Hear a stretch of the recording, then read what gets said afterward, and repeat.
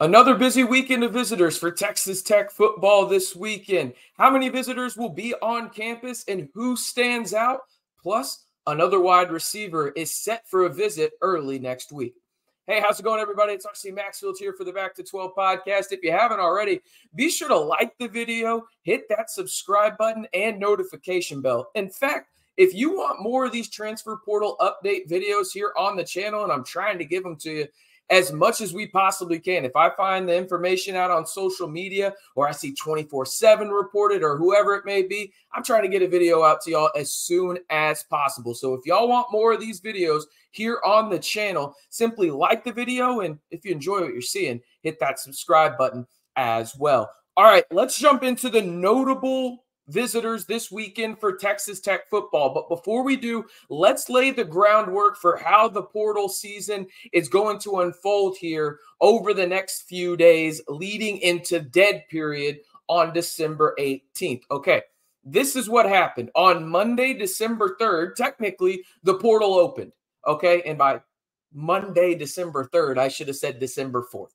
That's what day that was, RC. It's not that hard to count. But that's when the portal actually opened. Now they have 30 days, do the players in the portal, to find a new home.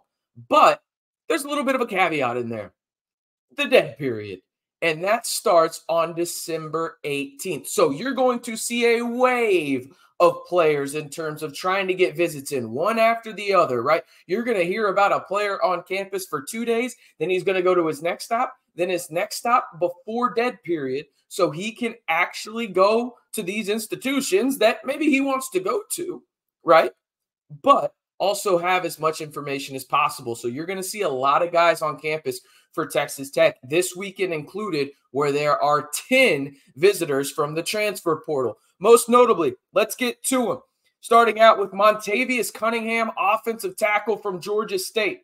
Then you've got Memphis offensive lineman Davion Carter. You've got Monmouth wide receiver Davion Miller, a guy that I am very excited about after watching a little bit more of his tape. We'll talk about him a little bit more. Then you've got Jalen Conyers as well, a Texas native. And speaking of a Texas native, you've got Omar A Katy, Texas native, right? A guy that went up to Montana State, and he's interesting. We'll talk about him right now, actually, in the sense that he's interesting from the standpoint of, I think he probably should be at the Power 5 level even before this, where he's going to play at the Power 5 level. Hopefully it's at Texas Tech if you're a Texas Tech fan. But he's one of those interesting guys that fell through the cracks, it almost feels like, because he graduated high school during the COVID year. So a lot of Power 5 programs couldn't go after him. He lands at Montana State. Absolute dog. I'll have his highlights down in the comments and in the description below. He's an absolute menace and a dude that loves to finish a pancake block in the run game. That's the thing that stood out to me. It's no wonder that virtually every Power 5 conference team that needs an offensive lineman is going after him. Now, maybe the inside track for Texas Tech is he's a Katy, Texas native. Obviously, Coach McGuire and crew have strong ties down to Houston. Maybe they can get Omar out to the 806. Another guy that is from Texas that maybe could be making a homecoming is Jalen Conyers. I've talked about him in a previous video. That'll be down in the comments below. But for those that may have mentioned it or missed it, excuse me, 6'4", 240, tight end from Arizona State. Had 846 receiving yards as a Sun Devil. He reminds me, for those that are part of Red Raider Nation and remember this tight end, of a more agile Travis Kuntz. That's the kind of vibe I get by watching the tape on him, okay? Then you've got the guy that I'm probably most excited about from a skill position standpoint outside of Josh Kelly that the Red Raiders have targeted in the portal, and that is Monmouth wide receiver Davion Miller. 6 foot, 180, finished the season up there at Monmouth with 90 catches, just under 1,300 total yards, which led the country, and he had 9 touchdowns. He has multiple Power 5 offers, being from PA. He's got an offer from Pittsburgh right there in Pennsylvania, got an offer from Rutgers. He has 1 year of eligibility left, but I think he's a guy that can make that jump to the Power 5 level and be a true impact player on the outside, specifically in a Zach Kittley offense with Baron Morton at the quarterback position, I would love to potentially see a 3 wide receiver set and even 4 wide receiver set for Texas Tech next year of Coy Aiken, Dre McCray on one side, then you got Micah, and then you got Demir on the outside. I think that could create a lot of issues for opposing Big 12 defensive coordinators. Now, when it comes to those big guys on the offensive line, we talked about Omar A little bit, Davion Carter. He's a top 10 offensive lineman in the portal, according to PFF. He is from Memphis. He's 6'3", 290. He graded out as the 11th best offensive guard this season. I mean, not in the portal, just in college football. Okay, and he's in the portal right now. When it comes to pass blocking, he is the best offensive guard in the portal when it comes to pass blocking grade, according to PFF, and that's in 522 snaps. Pretty damn good, if you ask me. He's currently on campus right now at the time of you listening to this. I know y'all are really excited about the holiday season. I am too, because bowl season and just getting to spend time with friends and family and everything. Make theirs a little bit better and make yours a little bit better too with Homefield Apparel. Go over and get your new favorite Texas Tech shirt, hoodie, bomber jacket. I'll leave the link down below where you can check out everything Homefield has that is Texas Tech down below. And be sure to use the promo code BACK212 to save 15% off your entire purchase when you get your new favorite Texas Tech shirt.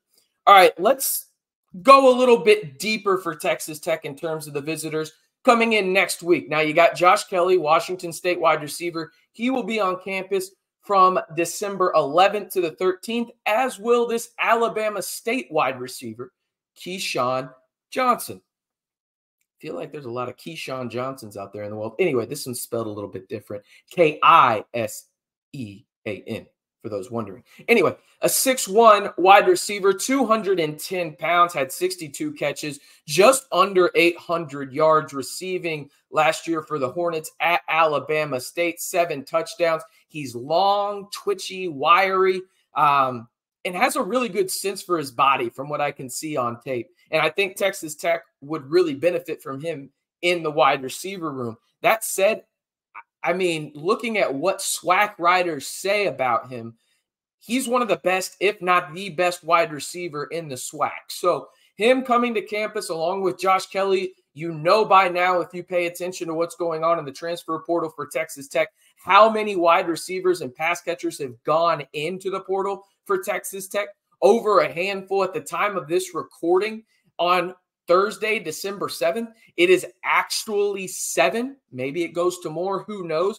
But this is a guy that could potentially come in and really help Texas Tech in that wide receiver group. So, again, the name to know is Keyshawn Johnson from Alabama State. He will be on campus after this weekend, starting on December 11th through the 13th, with a fellow wide receiver that I've mentioned in other previous videos that you can watch down below in Josh Kelly. So one more time, at the bottom of the screen, you can see the notable visitors for Texas Tech this weekend. A few offensive linemen, a few pass catchers as well, maybe a commitment or two on the horizon for Texas Tech. But you're going to see a lot of visitors on campus even in the middle of the week for Texas Tech football, because dead period is fast approaching, and that is set to start on December 18th when it comes to recruiting. And then just a couple days later, that's early signing period, where you will get to see the likes of Will Hammond, Micah Hudson, and others in that 2024 recruiting class for the Red Raiders. I am RC Maxfield, reminding you one more time, if you like these transfer portal videos and want to see more of them on the channel, just simply like the video. And if you like the content in general, be sure to hit that subscribe button and help us get to 9K before 2024. I think we're about 40 new subs away. Help us out if you enjoy the content here on the Back to 12 podcast channel.